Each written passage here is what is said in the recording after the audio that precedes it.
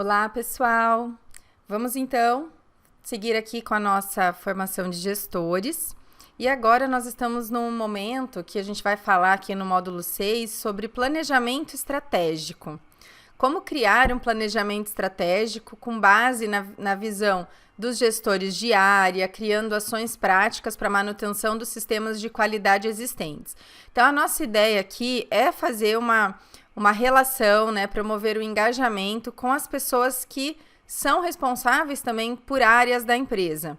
Levar isso junto aí à diretoria e traçar um planejamento, traçar uma ação, sendo que isso esteja compatível com o que a gente busca dentro da qualidade e segurança de alimentos, mas também compatível com o que a empresa espera, né? Com o propósito da empresa, com as questões comerciais, com o negócio em si, para que a gente não trabalhe de forma isolada, qualidade e diretoria, tá? Então, essa é a ideia. Bom, vamos lá. Vocês vão ver aí a sequência do slide que eu montei, mas eu vou inverter a explicação aqui durante a aula, tá? Então, eu vou pular esses primeiros slides aqui, vocês já vão entender a ideia, e eu vou aqui começar com essa parte de levantamento de dados. Na verdade, a ordem aqui da execução do planejamento estratégico, vocês também podem fazer conforme, né, conforme decisão de vocês.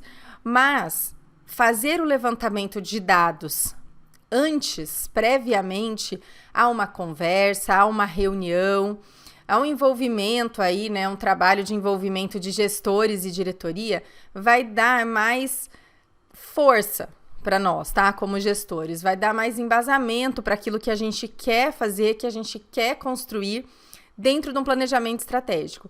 Então, é importante, se você está buscando esse direcionamento, está buscando alinhar as ações, mostrar que tudo que é feito dentro da qualidade, da gestão da qualidade, interfere na empresa inteira. Alguns pontos aqui, eu trago para vocês alguns tópicos que são necessários a gente fazer um levantamento, um primeiro levantamento, para a gente entender como que estão as coisas dentro da empresa. O objetivo, então, aqui, que eu sempre falo, né, o sistema de gestão da qualidade e segurança de alimentos, ele precisa estar alinhado ao negócio. Então, a gente vai aqui fazer um trabalho da qualidade para a diretoria e automaticamente envolvendo todos os gestores, porque como a gente vai levantar dados que influenciam todas as áreas, tá? Essa é a ideia, da gente trabalhar isso fazendo a conexão.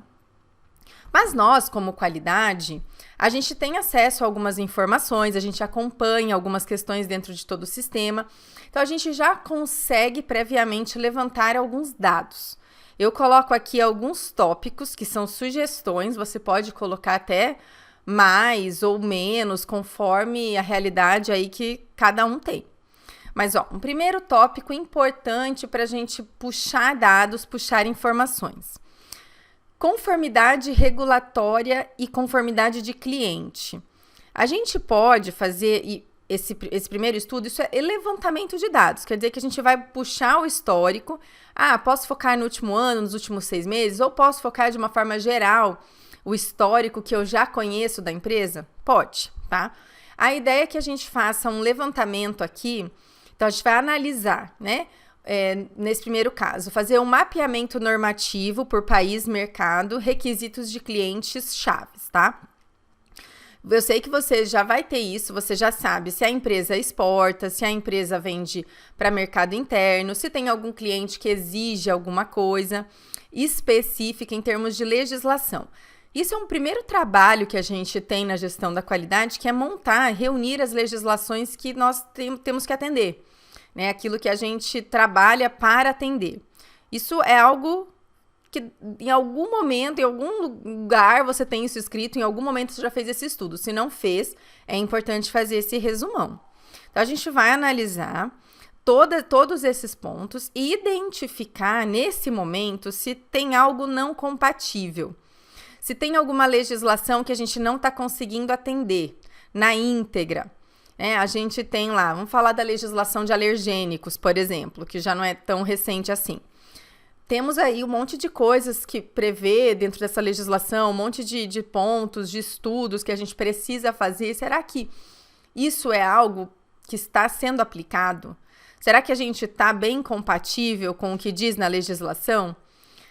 Uma coisa é, eu estou assim citando os alergênicos, cito de forma adequada num rótulo, por exemplo, mas o estudo foi feito corretamente? Será que os pontos que a gente está colocando, considerando contaminação cruzada, eles estão corretos? Será que falta algo?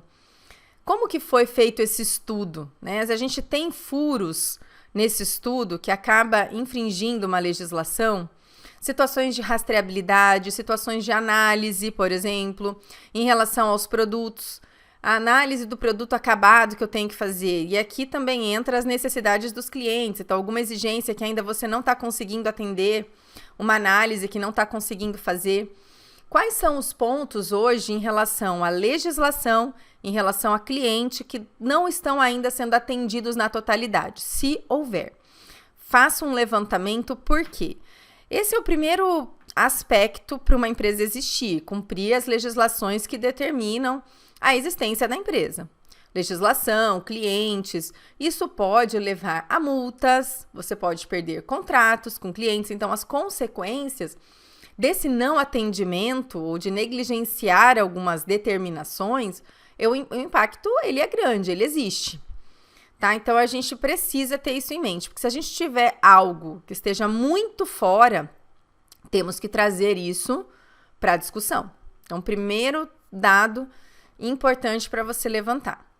Segundo dado, já falo aqui que é o coração do sistema, então a gente já vai direto na parte do APPCC.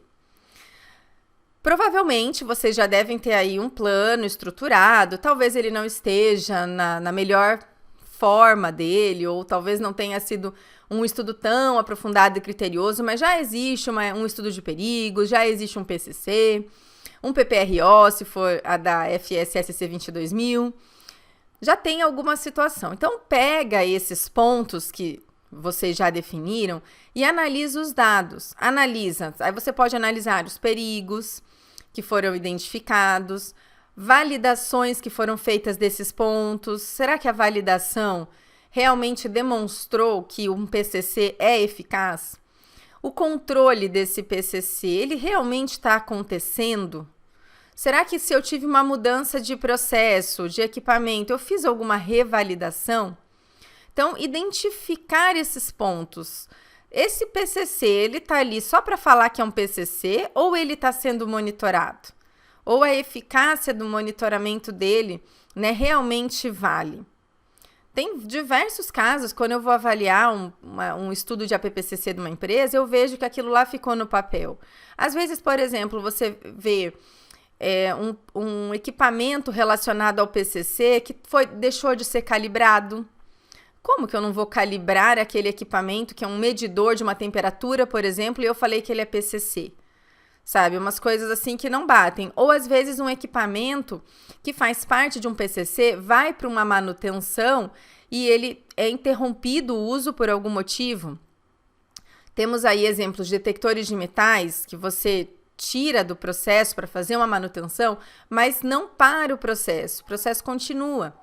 Ímãs que são usados, por exemplo, são definidos como PPROs para FSSC 22000, que quando sai do processo para fazer alguma limpeza ou quando vai fazer alguma medição de Gauss, ele fica sem no processo. Então, qual que é a relevância daquele ponto?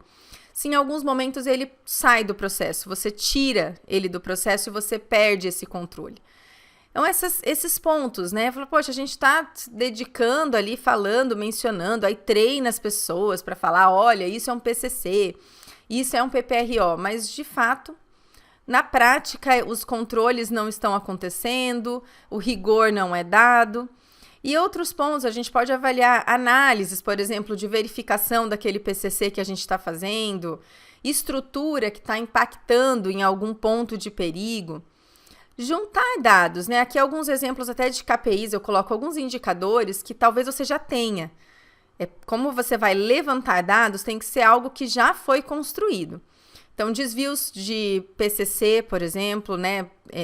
Consequências que foram geradas por conta do desvio de PCC, ou falhas no PCC, tipo, o PCC não funcionou eu deixei o processo rodando e tive uma consequência.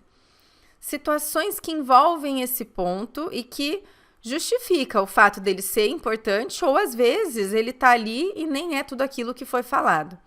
Então, levantar informações sobre isso, porque isso vai, se a gente entender que existem falhas, que tem desvios de controle, o nosso estudo está fraco, a gente vai ter que rever o estudo de alguma forma, fazer um novo direcionamento, tá? Então, esse é um segundo ponto para estudo.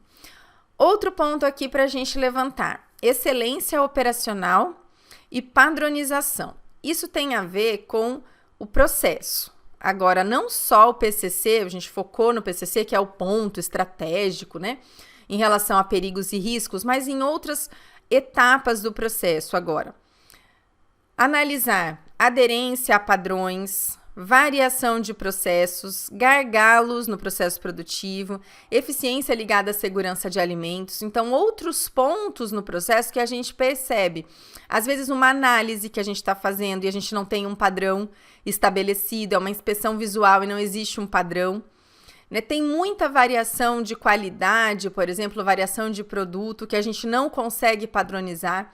Então, o processo, ele varia muito. E ao variar muito, eu também mudo características do meu produto e isso me gera consequências para um cliente, no meu produto final, reprocessos ou até descartes, tá?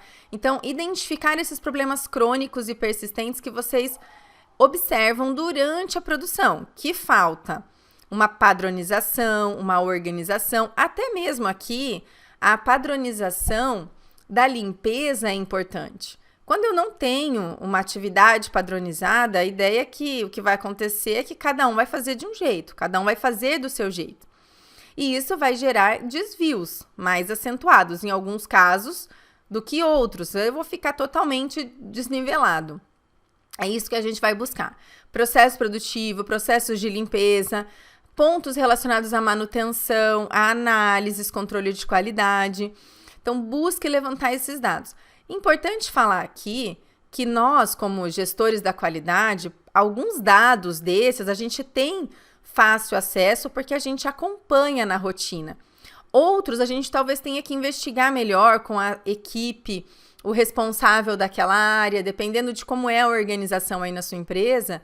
Dentro da produção pode ter várias divisões, então você vai ter que ir atrás para pedir para as pessoas entender, conversar, né? E explicar que você está fazendo esse trabalho, você está levantando dados para que você possa direcionar melhor o seu sistema de gestão. Então, você vai buscar informações, tá?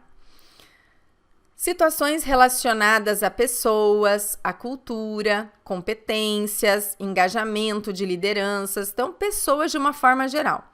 Aqui a gente está falando na competência da pessoa em exercer a função, treinamentos e também na cultura, que é o fato dela entender o porquê, a importância de tudo aquilo. E aqui nós entramos já em pontos que talvez vocês já tenham dados, analisar aí a situação atual da cultura.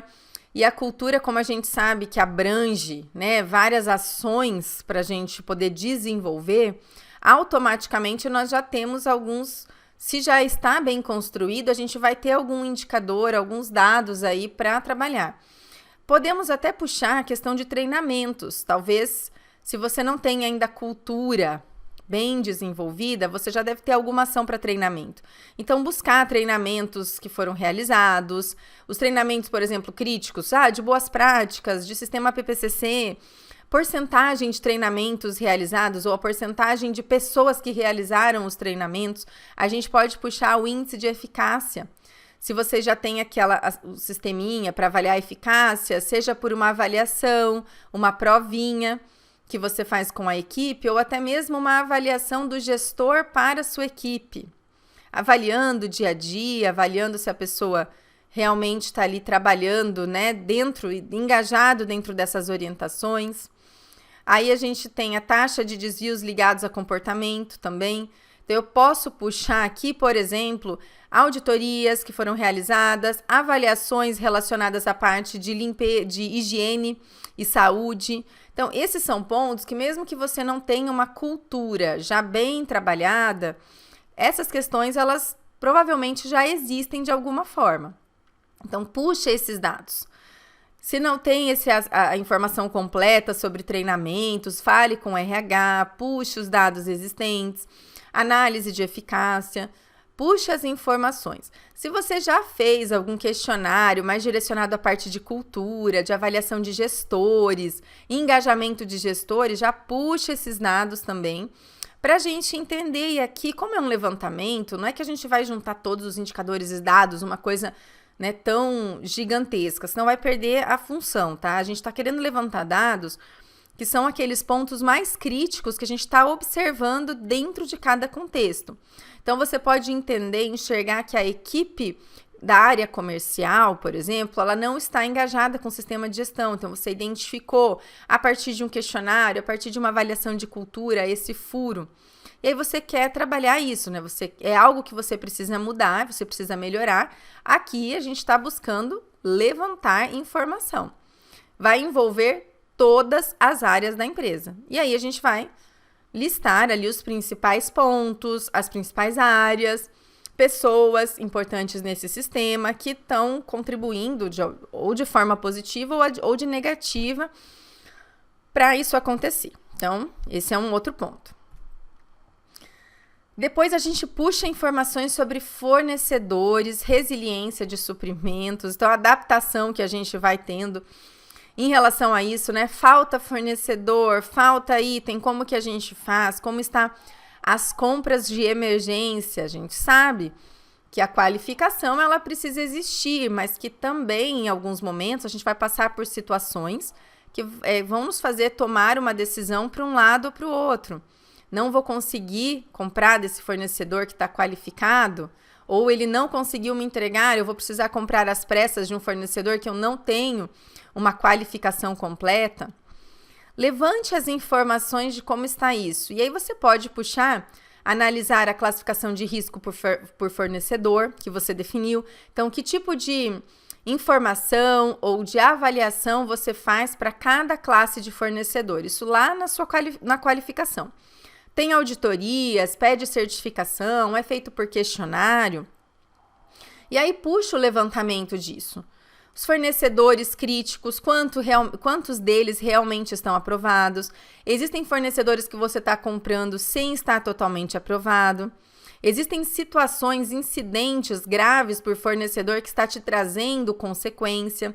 Então, alguns indicadores podem te ajudar. Se você não tiver o dado em si, você pode puxar, conversar com o pessoal de compras, com o pessoal de recebimento, fazer um levantamento de qual fornecedor está te dando trabalho. Isso normalmente a gente sabe. A gente tem, né, não precisa nem ver os números. Se tem uma situação recorrente que está trazendo dor de cabeça para o processo, normalmente a equipe sabe qual é o fornecedor, qual é o item que é comprado. Então, leve essas informações de situações mais críticas, tá? E também isso, né? Porque situações, por exemplo, se eu estou comprando de um fornecedor não qualificado e eu estou comprando ali para resolver um problema, utilizando o meu sistema de compras emergenciais, né? Isso está me trazendo consequência, eu preciso analisar, eu preciso entender. Olha, está faltando tal informação, ou tal fornecedor deveria fazer uma sequência de análises do produto e não faz, e você está recebendo isso sem essa segurança. Isso está te trazendo desvios no processo. Monta ali um dossiê sobre alguns pontos. E importante, tá? Ressalte também pontos que estão funcionando, que estão muito bem, que estão avançados dentro dos itens. Isso também é importante, a gente ressaltar de forma positiva algumas situações. Bom, aí a gente vai puxar informações sobre laboratórios, sobre metrologia, dados analíticos. E aqui a gente já vai buscar, por exemplo, a gente vai analisar aqui situações que a gente tem externamente. Você pode até ter um laboratório interno, ter alguma estrutura de padronização de dados, ok, mas vamos pensar inicialmente aqui em laboratórios contratados. Vamos lá, escopo que você busca desse laboratório, como ele trabalha, né, incerteza, parte de proficiência, integridade de dados. Puxa a qualificação dos laboratórios. Se você já qualificou esses laboratórios, se eles têm a 17025, e aqui a gente pode falar em laboratório de análise, tá? Microbiológica, química, física. Posso falar na parte de calibração. Se você já trabalha com isso, se a sua qualificação é excelente nesse sentido, maravilha. Talvez você não tenha problemas com esses pontos. Mas se você tem algumas situações ainda que não trabalha com o laboratório ou que o laboratório interno não tenha essa garantia de trabalho, né, com a integridade de dados que você precisa, faça esse levantamento. Você não tem uma avaliação da metodologia utilizada, não sabe a eficácia da metodologia, né, da eficácia real daquele método que você usa. Isso pode estar te trazendo algum tipo de problema, pode estar trazendo algum desvio no processo, porque a análise, ela marca X, mas é Y. Né, te dá um resultado X, mas é Y. Então, instrumentos não calibrados corretamente, tá te trazendo desvios no processo. Avalie se isso tem relação, se você está tendo dificuldade com o laboratório externo. O externo mais vai acontecer se você não levou com o rigor que deveria a sua qualificação, né? E o interno, aí você vai ter que entender a confiabilidade que você trabalha lá. Se tiver uma equipe de laboratório, fala com o responsável, olha as análises que eles usaram, verifica se de vez em quando eles confrontam os resultados de análise interna com um laboratório externo. A gente precisa ter essa confiabilidade, senão a gente também está fazendo análise e a gente não sabe, será que essa análise é confiável ou não é? Acontece muito no externo com a calibração. Às vezes você contrata um laboratório de calibração e o relatório vem confuso, os dados de erro você não consegue entender. Isso tem que estar claro para nós, né? Porque um relatório de calibração, por exemplo, eu vou confrontar internamente com o meu critério de aceitação.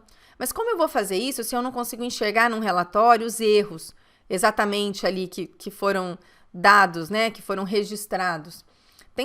Tem laudo que vem até sem erro, que a gente nem entende, que vem lá conforme, não conforme, umas informações superficiais que não falam nada sobre padrões utilizados na hora de fazer a calibração. Então, às vezes, isso aqui é até a confiabilidade do dado como ele é apresentado. Tá? Claro, se você tem uma boa qualificação ou se você tem um laboratório interno seguro e confiável, pode não ser o seu caso. Talvez esse ponto nem entre aqui no seu levantamento. Ou você levanta ele, claro, e coloca que está conforme, né? Que está dentro de uma situação satisfatória para o que você precisa. Bom, outro tópico aqui é a tecnologia. Agora, a gente vai levantar informações de dados, de confiabilidade, de automação, porque muita coisa, e aqui podemos falar de processos e de registros, da forma como a gente gerencia os registros, documentos, tudo. O processo em si, quanto mais manual, tá? Vamos pensar no processo. Quanto mais manual, mais chances a gente tem de ter desvios humanos, de ter problemas com sabotagem, problemas com fraudes. Quanto mais otimizado, mais amarrado fica. Quanto mais otimizado, também mais segurança nos dados, nos registros, que já saem do próprio sistema, já saem relatórios. Então, às vezes, você tem um PCC lá, que ele já te emite relatório de todos os momentos ali do processo. Então, ter essa automação de dados, velocidade de informação, confiabilidade. Agora vamos falar de documentos. Backup de documentos, controle dos registros. Eu tenho um registro manual, por exemplo. Como você controla esse registro para que ninguém vá lá e altere? Até você mesmo altera, porque se você é responsável pelo registro, fez lá uma ata, registrou a ata, aí daqui um mês você resolve que você quer mudar uma informação ou quer ajustar tal coisa para uma auditoria, você vai lá naquela ata e altera. Isso é uma fraude de documento. Pode ser menos grave que uma situação de uma fraude direta no produto, mas é uma alteração de informação, porque você pegou uma ata que já estava pronta e alterou o cenário, você alterou a realidade daquele momento. Ou, vou colocar uma informação na ata, né? Esqueci que eu tinha que verificar meu fluxograma em loco, E aí eu vou aproveitar uma ata que eu já fiz e vou inserir a informação, mas a ata já está pronta, não foi feito aquilo naquele momento. Então isso tudo, né, não traz confiabilidade. Ah, mas eu tenho que obrigatoriamente ter registros, ter documentos em formas de sistema. Não, não é uma obrigatoriedade, mas que isso traz mais confiabilidade, traz. Se você está conseguindo fazer um bom gerenciamento da forma como está, ter uma integridade dos seus resultados, ter confiabilidade nos seus dados, organizar os seus relatórios e está conseguindo demonstrar isso, tudo bem. Mas se você está identificando problemas, pessoas mexendo em documentos, né, alterando planilhas, eu fiz uma auditoria recentemente e era uma planilha em Excel onde se preenchia os resultados de análise, conforme elas eram realizadas. Só que todos os dias se adicionava novas informações na mesma planilha. Então, eu não tenho como saber se, de repente, por algum motivo, um resultado anterior que deu alterado e eu fui olhar ali o meu histórico, eu fui lá e mexi nele. Se é um dado interno, aonde que eu amarro a informação de que aquela informação na planilha é real? Se todo dia eu estou mexendo na mesma planilha, eu posso voltar, porque aí todo dia eu salvo a planilha. Mas isso quer dizer que eu vou poder voltar num resultado de um mês atrás e mudar a informação. Então, analisar isso, né? E nesse caso específico dessa auditoria, a pessoa do laboratório, nós chegamos a uma conclusão na avaliação, foi provado, foi constatado, tá? Não foi achômetro, que havia adulteração nas informações. Porque a gente puxou alguns dados que tinham em outro lugar sobre análises realizadas e aquela planilha, que era oficial, estava diferente. Então, a gente entendeu que houve manipulação de dados para apresentar.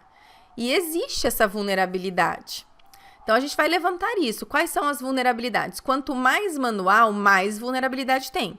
Às vezes é uma planilha, né? Ou às vezes é o próprio sistema que não me permite demonstrar a segurança do processo e operação do processo. E aí a gente precisa mostrar. Se tiver algum KPI aqui, nesse caso, para levantar, então, o tempo de registro de um painel, por exemplo, porcentagem de dados automatizados, perda de dados, informações sobre o sistema quando ele existe ou na ausência dele, consequências que você já identificou. Como a gente está fazendo um levantamento da situação atual, um levantamento mais detalhado que envolve mais áreas e mais pontos, nós temos que ser criteriosos para isso. A gente vai buscar informação, aquilo que está em desacordo, aquilo que não está confiável, a gente vai ter que trabalhar com aquilo.